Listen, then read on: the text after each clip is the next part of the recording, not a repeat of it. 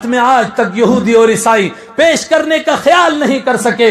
علماء بیٹھے ہیں، سورہ مائدہ بہت بعد میں نازل ہوئی ہے، اور غزوہ بدر کے اندر ایک جملہ کہا صحابہ نے، مقداد بن اسود رضی اللہ تعالیٰ عنہ اور سعد بن زرارہ رضی اللہ تعالیٰ عنہ نے، آج تک تاریخ نے اس کو محفوظ رکھا، قرآن نے اس کے اوپر تبصرہ بعد میں کیا، اور انہوں نے وہ جملہ پہلے کہا۔ وہ کیا جملہ تھا؟ اللہ کے حبیب نے فرمایا، میں تم سے مشورہ چاہتا ہوں انصار، کیا کہنا چاہتے ہو؟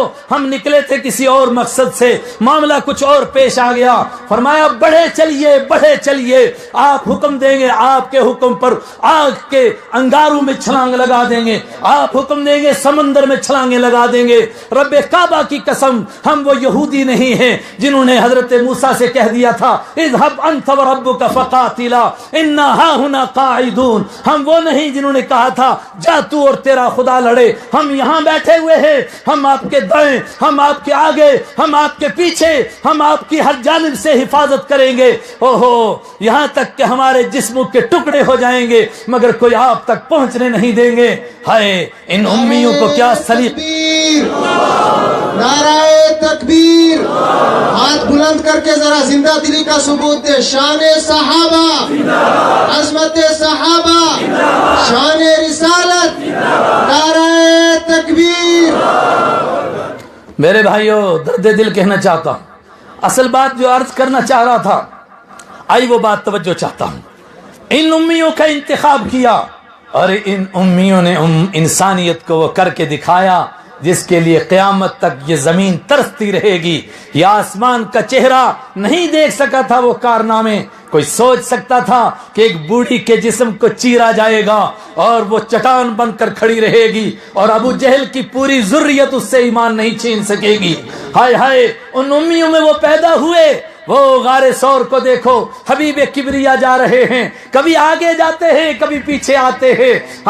پوچھا گیا ابو بکر آگے کیوں جاتا ہے؟ کبھی خیال آتا ہے آگے سے کوئی حملہ کرے گا، میں چاہتا ہوں میرا سینہ پیش ہو جائے، کوئی آپ پر حملہ آور نہ ہو، پیچھے جاتا ہوں کوئی پیچھے سے حملہ نہ کر دے۔ اور کبھی ریت دیکھتے ہیں، کہتے فدا کا ابی و امی، میرے ماں باپ تجھ پر قربان ہوں، تو میرے کندھوں پر سوار ہو جا، کہیں تیرے پاؤں کے کوئی نشان نہ دیکھ لے، اپنی تھکاوٹ کا کوئی خیال نہیں۔ اور غار ثور میں پہنچتے ہیں، تصور میں نہیں آتا ہے کہ مجھے کوئی چیز ڈس لے گی، پہلے کہتے ہیں آپ رکیے، میں ذرا اس کو دیکھ لوں پہلے، اگر کوئی ڈسنے والا ہو مجھ کو ڈس لے۔ اور جب اس کو صاف کرتے ہیں اور ایک سوراخ کو اپنی ایڑی سے بند کرتے ہیں، ہائے ہائے، اور اس سے سانپ نکل کر کے ڈستا ہے اور ذرا سی جسم میں جنبش نہیں آنے دیتے۔ فدا کا ابی و امی، ہمارے ماں باپ ان پر قربان ہو جائیں۔ کس طرح اطمینان سے وہ سانپ ڈس رہا ہے مگر آپ اطمینان سے بیٹھے ہیں، یہاں تک کہ آنسوؤں کی لڑیاں لگتی ہیں اور رخسارے اقصص پر گرتی ہیں، اس سے آپ بیدار ہوتے ہیں۔ آپ پوچھتے ہیں ما اصابک یا ابا بکر، ابو بکر تجھے کیا ہوا؟ کہا کسی چیز نے ڈس لیا ہے۔ آپ لعاب دہن لگاتے ہیں، ہائے ہائے، اللہ کو اس پر ترس آیا، اللہ نے ان کی صحابیت کی قسم کھائی۔ اذ ہما فی الغار اذ یقول لصاحبہ لا تحزن، وہ جب دو میں سے دوسرے تھے، وہ جو میرے نبی کے ثانی تھے، ان امیوں میں پھر نبی کے ثانی پیدا ہوں گے، غزوات میں آپ کے ثانی، کردار میں آپ کے ثانی، ہم سنتوں پر عمل کرنے میں آپ کے ثانی، غار میں آپ کے پیچھے اور مسلح میں آپ کے ثانی، یہ امیوں میں پیدا ہوں گے۔ ہائے ہائے، امیوں میں پھر ان کو کھڑا کروں گا۔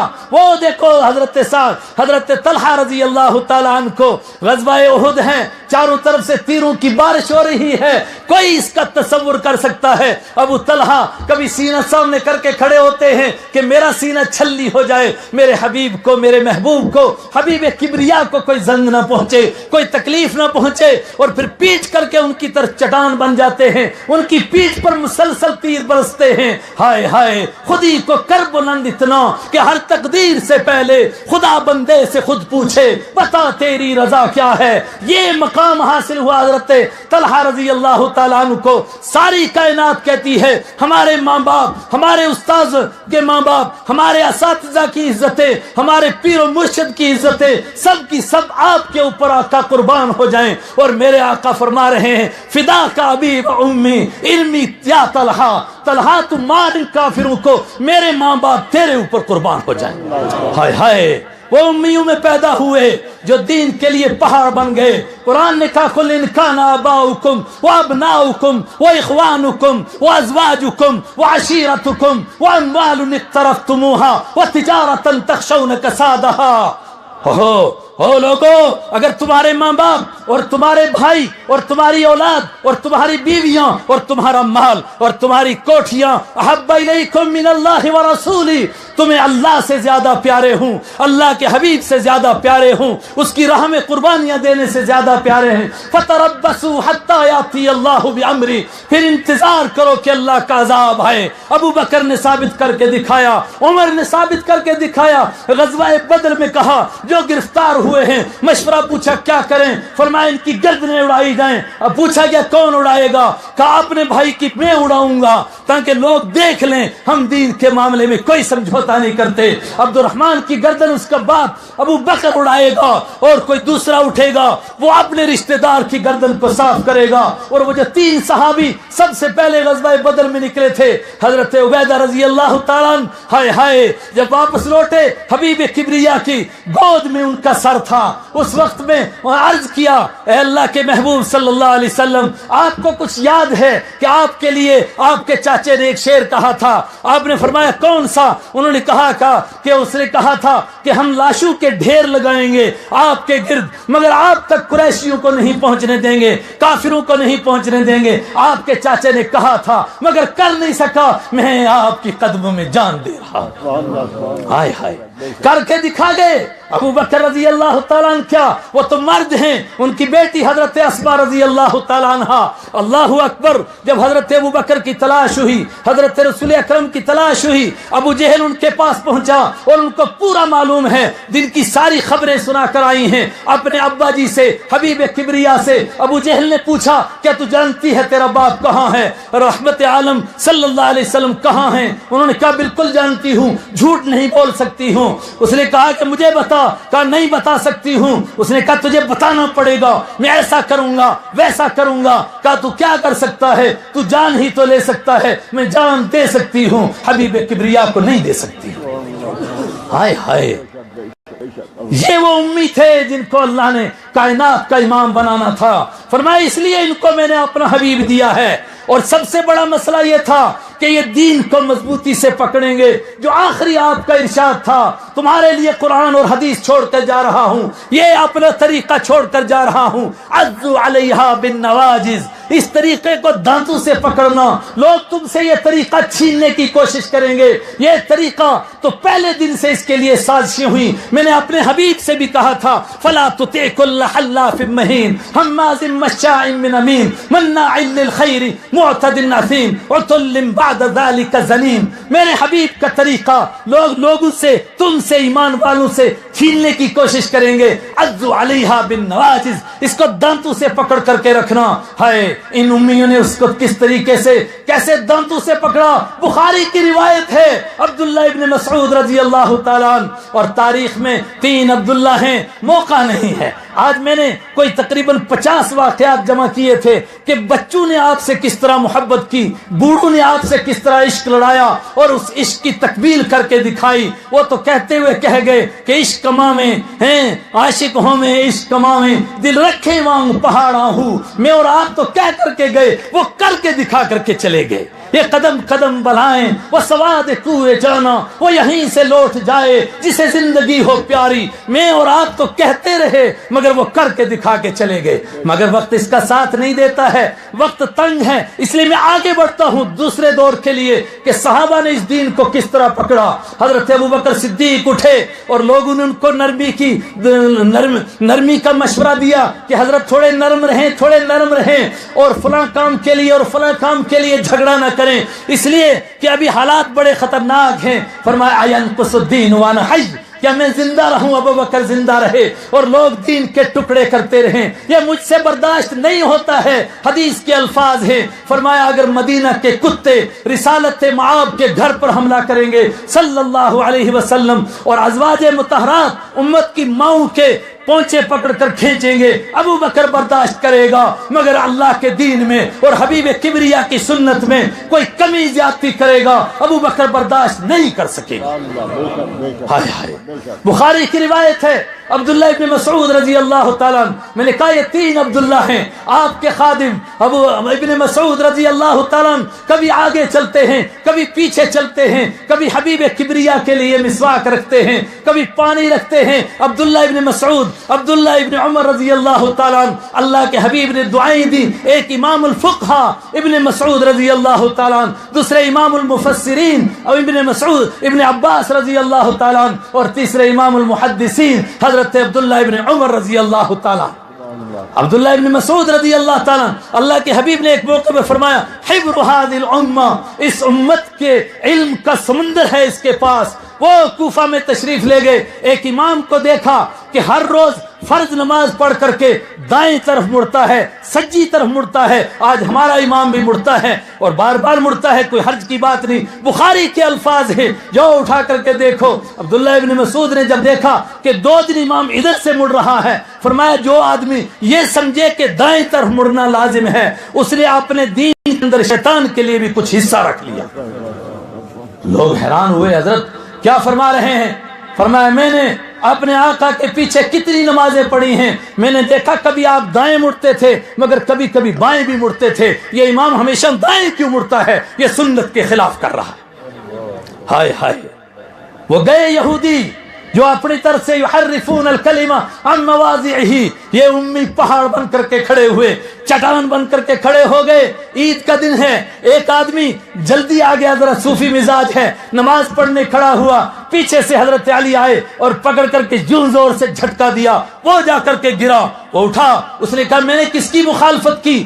آپ نے میری نماز بھی توڑی اور نماز میں مجھے گرایا، آپ نے تو گستاخی کی حد کر دی، یہ کیا کام کیا ہے؟ فرمایا تو نے گستاخی کی حد کی ہے، تو نے کس کی مخالفت کی؟ تو نے اس کی مخالفت کی جس کی رضا رب چاہتا ہے، وہ محمد مصطفیٰ صلی اللہ علیہ وسلم ہیں۔ میں نے کتنی عید کی نمازیں پڑھی، میرے حبیب نے، میرے آقا نے یہاں پر کبھی بھی عید سے پہلے کوئی نفل نہیں پڑھے، تو کون ہوتا ہے نفل پڑھنے والا؟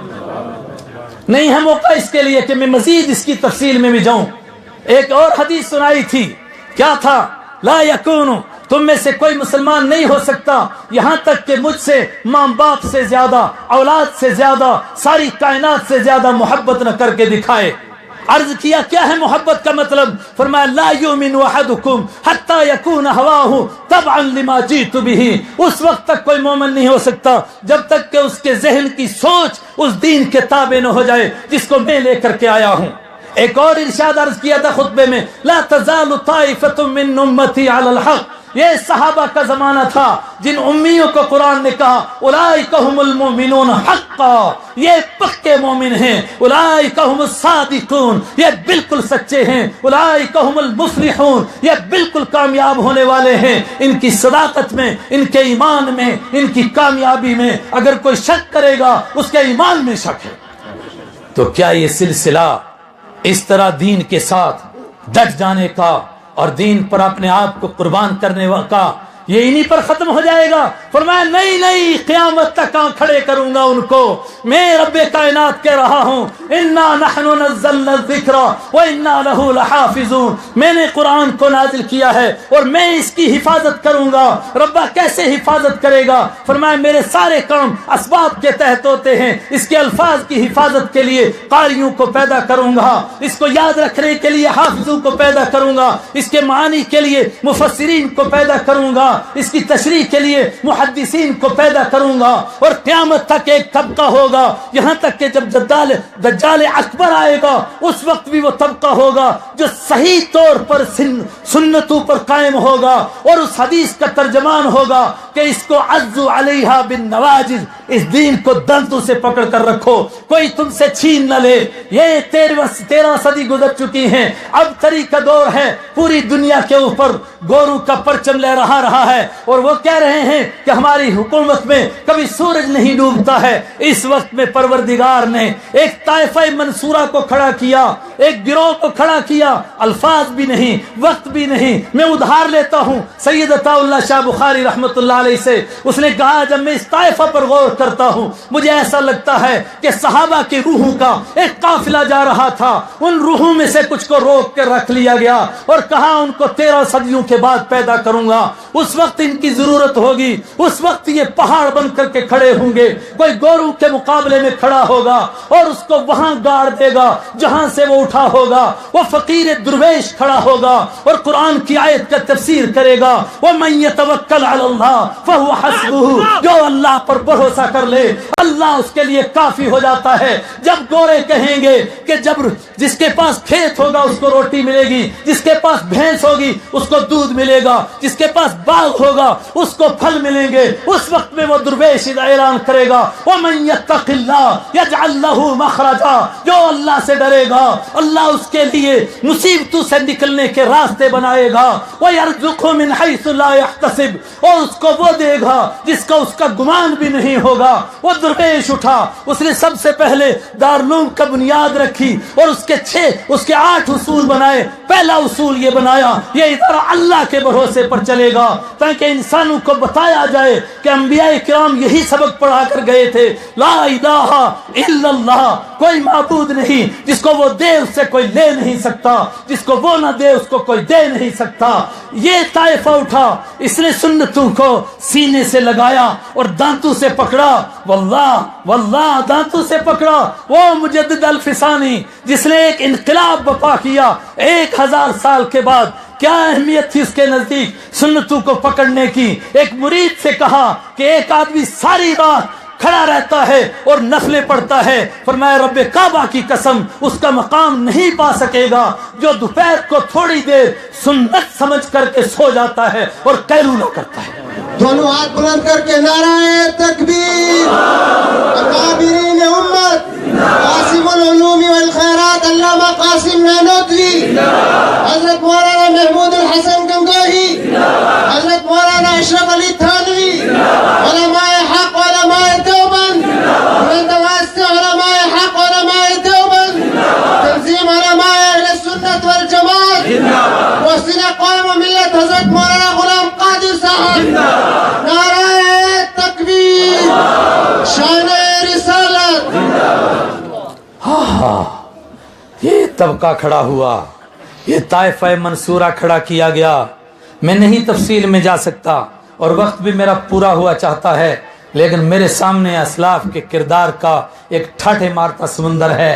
ہائے ہائے کیا عشق عطا کیا تھا حضرت گنگوہی کے پاس کوئی آیا کپڑا لے کر کے کہا کہ یہ مدینہ سے لایا ہوں، دوسرے کسی نے کہا حضرت مدینہ میں کوئی کپڑے نہیں بنتے ہیں، یہ تو باہر کی فیکٹریوں میں بن کر کے جاتے ہیں اور مدینہ کے نام پر لا کر کے لوگ بھیجتے ہیں حاجی لوگ اور دھوکہ دیتے ہیں آپ کو۔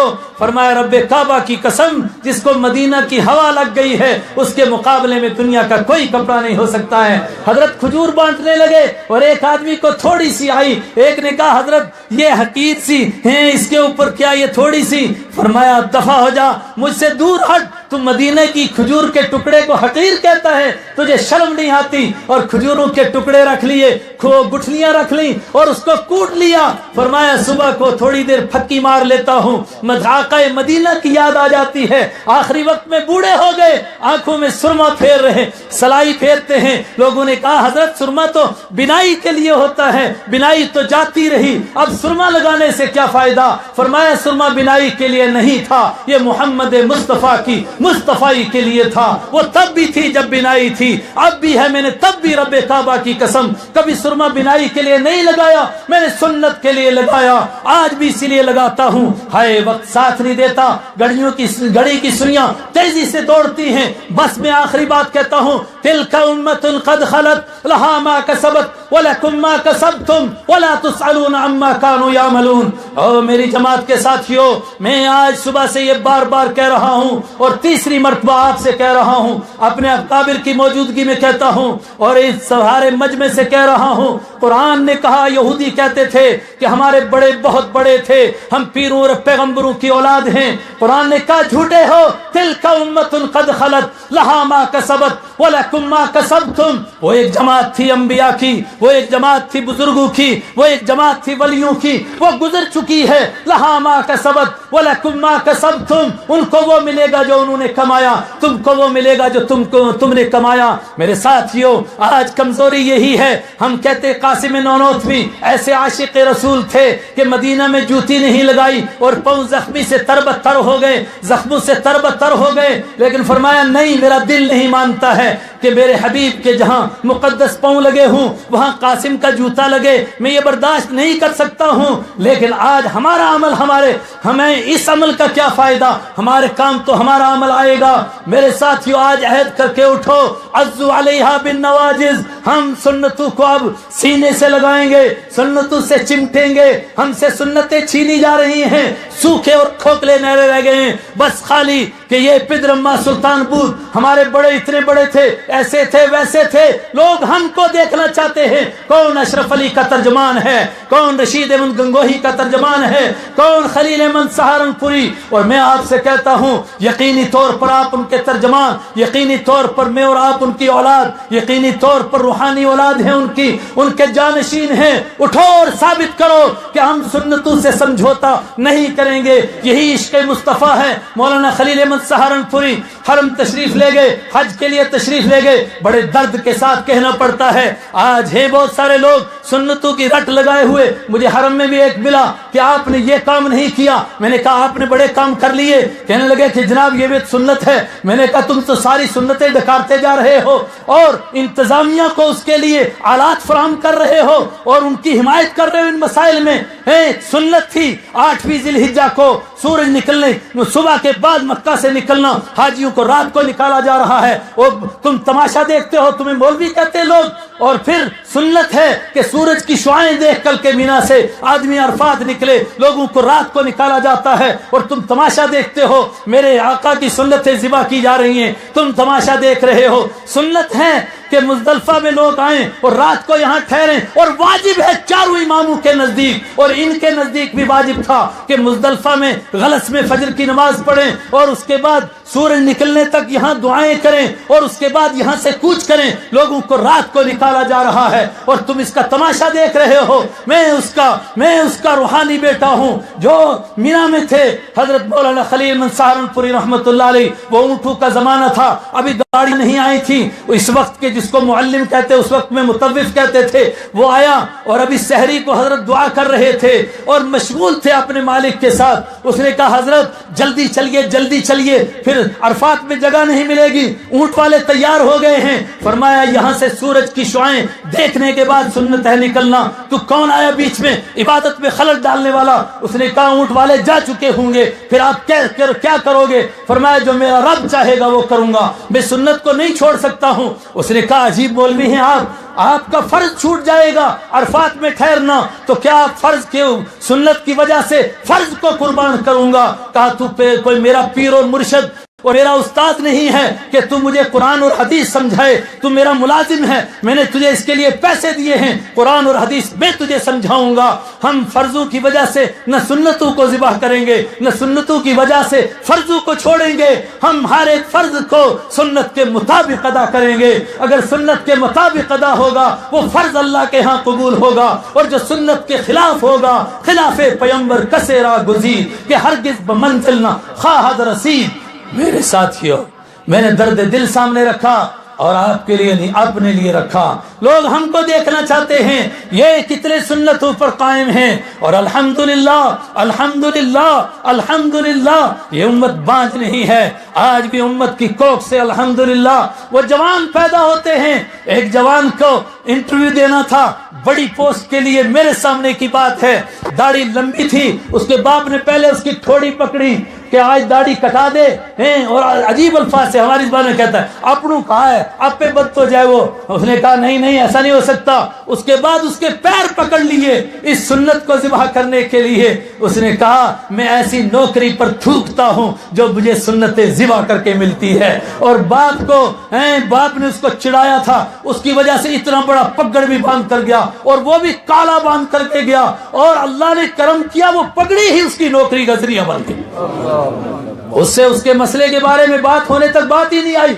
اس کو یہی پوچھا یہ کیا چکر ہے؟ الحمدللہ میں ان بچیوں کو جانتا ہوں ذاتی طور پر جن کو پردہ کرنے کے اوپر ان کے والدین نے مارا، ان کے باپ نے مارا اور اس کے بھائی نے مارا، اور چھوڑو ماں اور باپ کو، سب سے مہربان ماں نے اس کو بوری میں بند کر کے مارا۔ اس نے کہا میں سمیہ کی وارث ہوں، میری ماں میں تیری وجہ سے حبیب کبریا کی سنت نہیں چھوڑ سکتی ہوں، میں سعد ابن وقاص کی وارث ہوں جس نے اپنی ماں کو کہا تھا، ماں نے کہا میں کھانا نہیں کھاؤں گی، سر نہیں دھوؤں گی اور دھوپ سے اندر نہیں جاؤں گی جب تک تو محمد کا دین نہیں چھوڑے گا۔ اس نے کہا تو ایک مرتبہ کیوں مرتا ہے، 1000 مرتبہ مر اور پھر زندہ ہو، میں تیرے مرنے سے ڈرتا نہیں ہوں، جس کا پلہ پکڑ چکا ہوں اس کو چھوڑ نہیں سکتا۔ میں کیوں اتنا زور دے رہا ہوں؟ اس لیے کہ جو بھی خوبصورتی کے سانچے اور ڈھانچے تھے وہ حبیب کبریا پر ختم ہو گئے۔ خدا کی قسم او رخ مصطفیٰ وہ آئینہ ہے، اب ایسا آئینہ نہ ہمارے خیال میں آ سکتا، اور بخاری کے الفاظ میں کہیے کہ نہ دکان آئینہ ساز میں، پروردگار نے وہ سانچے توڑ دیے جن سے مصطفیٰ کو بنایا گیا تھا، اب وہ سانچے باقی نہیں، اب وہ خوبصورت لگے گا جس کا چہرہ محمد مصطفیٰ کی طرف طرح ہوگا، وہ اچھا لگے گا جس کی زندگی ان کی طرح ہوگی، اور جو ان سے ہٹ کر کہے گا کہ یہ میرا کلچر ہے، یہ میری تہذیب ہے، میں کسی اور طریقے پر چل رہا ہوں، وہ اس قول کی مخالفت کر رہا ہے جو آخری حج پر آپ نے فرمایا تھا تحت قدمی ہذا، میں نے تمام تہذیبوں کو، تمدنوں کو اور دور جہالت کے تمام رسم و رواج کو اپنے پاؤں کے نیچے مسل دیا ہے۔ پھر عرض کرتا ہوں کہیں ہم کہ فلاں بدعت کر رہا ہے، مفتی صاحب نے کہا علمی تحقیق پیش کرے، مگر ضرورت اس کی ہے کہ ہم سنت پیش کریں، اس لیے کہ ہم سے قبر میں ہمارا سوال ہوگا، ہم سے پوچھا جائے گا نہ کر ادھر ادھر کی باتیں، یہ بتا قافلہ کیوں لٹا، مجھے رہزنوں سے غرض نہیں، تیری راہبری کا سوال ہے۔ وآخر دعوانا ان الحمدللہ رب العالمین۔